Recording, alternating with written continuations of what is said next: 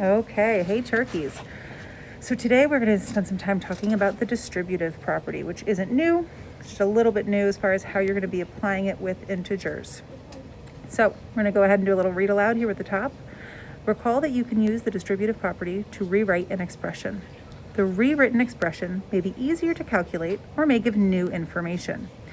An expression written as the sum of terms is an expanded form. That means when you write something out in the longest way possible.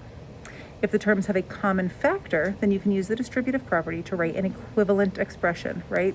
This kind of means that we could write a shorter expression with the same end result. You can write the expression as a product of the common factor and the sum of the other two factors.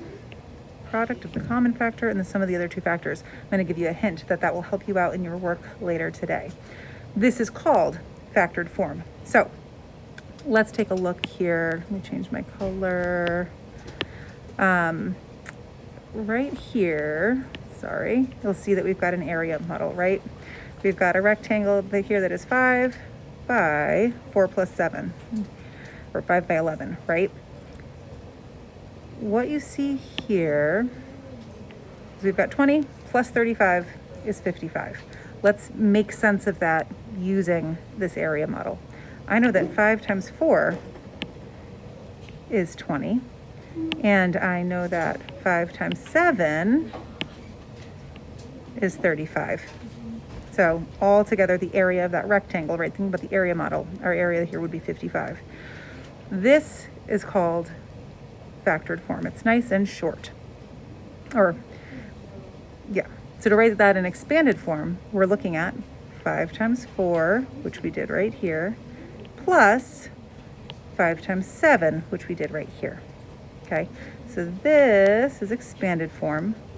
Another way to write that would be 5 times 4 plus 7, because you're doing 5 times 4, and then you're adding that to 5 times 7.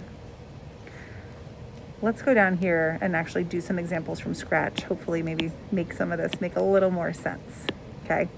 So if I said to you, we've got 5 times 9 plus 6, this is a reminder. If you have a number right outside of a set of parentheses, like right here, there's no operation symbol there. If there is no operation symbol, we're automatically multiplying. So what this says is 5 times 9 plus 6.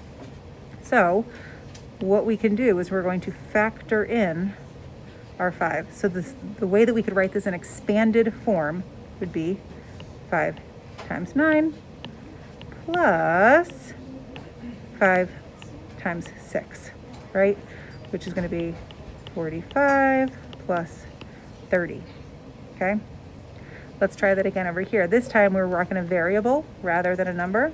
That's okay. I've also written it backwards because sometimes you'll see it this way. That's also okay.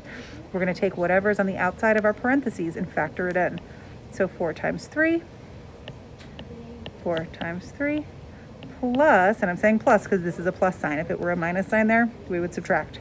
So 4 times 3 plus 4p, which much like when you have a number right outside of parentheses, if there is no operation symbol, it's the same thing here. 4p means 4 times p, okay? Awesome. And then right here, this last example, you've got an expression in expanded form, and we're gonna go ahead and factor it. So what that means is I see that we have a common factor here, right? We've got a 3 on both sides. So we can write that as 3 times 2 plus 4. And again, I put a plus because we've got a plus right here, right? So it's the same as saying 3 times 2 plus 3 times 4, okay?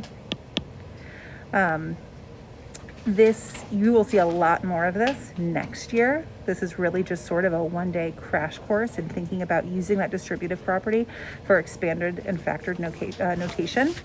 But so today in your books, you guys are going to be doing problems B and C on page 82. So you're going to have a little bit of practice looking at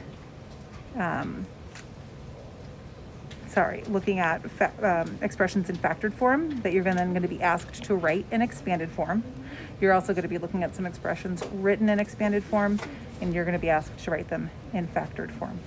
After you finish problems B and C, and they're both multi-part, on page 82 in your book, you can go ahead and get started with homework. Okay, I will see you guys tomorrow.